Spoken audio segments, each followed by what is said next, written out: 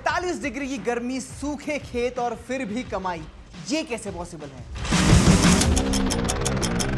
जहां पानी खत्म हो जाता है वहीं से असली फार्मिंग शुरू होती है।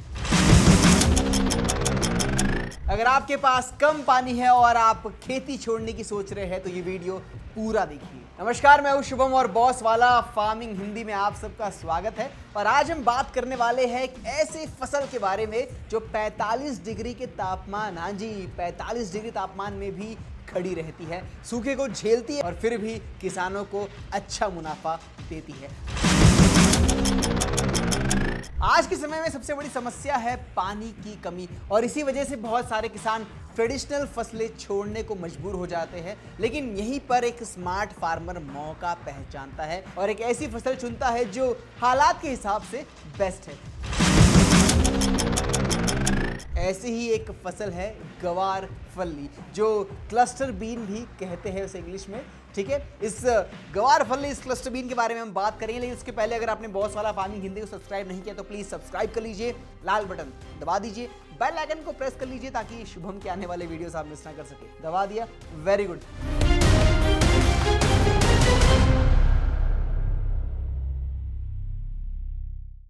चलिए शुरू करते हैं शुभम के साथ। सबसे पहले समझते हैं कि गवार फली इतना खास क्यों है। गवार एक ड्रॉट रेजिस्टेंट क्रॉप है, मतलब इसे बहुत कम पानी की जरूरत होती है। जहां दूसरी फसलें बार बार सिंचाई मांगती है, वहीं गवार सिर्फ शुरुआती समय में थोड़ा पानी लेकर भी अच्छी ग्रोथ दे देती है। अब इसका दूसरा बड़ा फायदा है इसकी मार्केट डिमांड। ग्वार से ग्वार गम बनाया जाता है जो food industry, textile, paper, cosmetic और सबसे खास ऑयल ड्रिलिंग इंडस्ट्री में इस्तेमाल होता है। भारत दुनिया का सबसे बड़ा ग्वार प्रोड्यूसर है और यहाँ से बड़े पैमाने पर एक्सपोर्ट होता है, इसलिए इसकी डिमांड लॉन्ग टर्म में भी बनी रहती है। अब अगर आप सोच रहे हैं कि इसकी खेती शुरू कैसे करें तो शुरुआत होती है सही जमीन और सही समय से। गवार के लिए सबसे अच्छी मिट्टी होती है रेतीली या हल्की दोमट मिट्टी जो कहते हैं, जिसमें पानी जल्दी ड्रेन हो जाए। अगर आपके खेत में पानी रुकता है तो यह फसल खराब हो सकती है, इसलिए जमीन का सिलेक्शन बहुत जरूरी है। अब जहां तक समय की बात है, ग्वार की बुआई आमतौर पर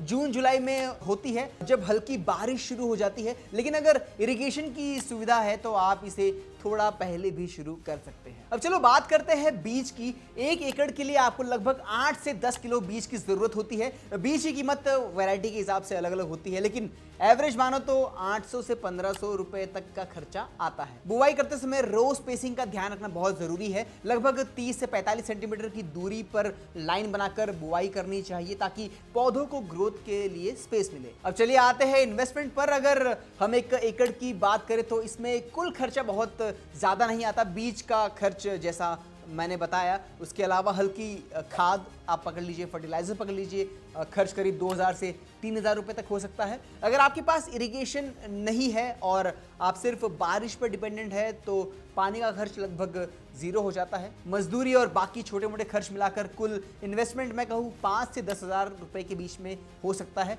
यही इसकी सबसे बड़ी खासियत है कि कम निवेश में आप इसे शुरू कर सकते हैं। अब बात करते हैं प्रोडक्शन और इनकम की। 1 एकड़ में एवरेज 8 से 12 क्विंटल तक ग्वार का उत्पादन हो सकता है, लेकिन यह पूरी तरह डिपेंड करता है कि आपके एरिया, मौसम, फार्मिंग प्रैक्टिस पर डिपेंड करेगा। ग्वार का प्राइस भी मार्केट में फ्लक्चुएट करता रहता है, लेकिन एवरेज 5000 से 7000 के प्रति क्विंटल के हिसाब से इसका हो सकता है। Depend on your state, city and your area also. अगर आप कैलकुलेशन करें तो 50,000 से 70,000 रुपए की कमाई पॉसिबल हो सकती है। पर फिर कहूंगा कि डिपेंड करता है आपके एरिया पे, आप कहाँ रहते हैं, किस स्टेट में रहते हैं, सब पे डिपेंड करेगा। ठीक है, वैसे कुछ केसेस में जब मार्केट प्राइस हाई होता है तब ये इनकम ज़्यादा भी हो सकती है, कभी कभी इनकम कम भी हो सकती है, डिपेंड करता है मार्केट पे। लेकिन सिर्फ कमाई सुनकर एक्साइटमेंट में डिसीजन लेना सही नहीं होगा। चैलेंजेस को समझना उतना ही ज़रूरी है। सबसे पहला चैलेंज है मार्केट फ्लक्चुएशन। ग्वार का प्राइस डिमांड और एक्सपोर्ट पर डिपेंड करता है, इसलिए कभी कभी प्राइस गिर भी सकती है। जी हाँ, उठती भी है, गिर भी सकती है।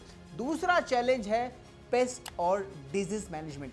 हाँ, हालांकि ये फसल मजबूत होती है लेकिन फिर भी कुछ कीट और रोग इसे प्रभावित कर सकते हैं, इसलिए बेसिक नॉलेज और मॉनिटरिंग जरूरी है। अब तीसरा चैलेंज है सही टाइमिंग। अगर आपने बुवाई गलत समय पर कर दी या हार्वेस्टिंग में देरी कर दी तो प्रोडक्शन और क्वालिटी दोनों पर असर पड़ सकता है। अब चलिए सवाल आता है कि फ्यूचर कैसा है। अगर हम लॉन्ग टर्म की बात करें तो ग्वार का फ्यूचर काफ़ी स्ट्रॉन्ग दिखता है, क्योंकि इसका यूज़ सिर्फ खाने तक सीमित नहीं है। ऑयल इंडस्ट्री, फार्मास्यूटिकल्स और एक्सपोर्ट मार्केट में इसकी डिमांड लगातार बढ़ रही है।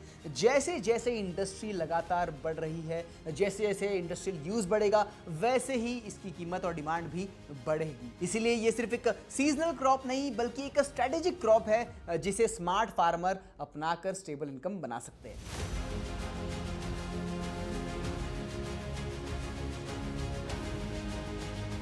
अगर आप बिगनर हैं और सोच रहे हैं कि शुरुआत कहां से करें, तो सबसे पहले अपने इलाके की सॉइल और क्लाइमेट को आप समझिए।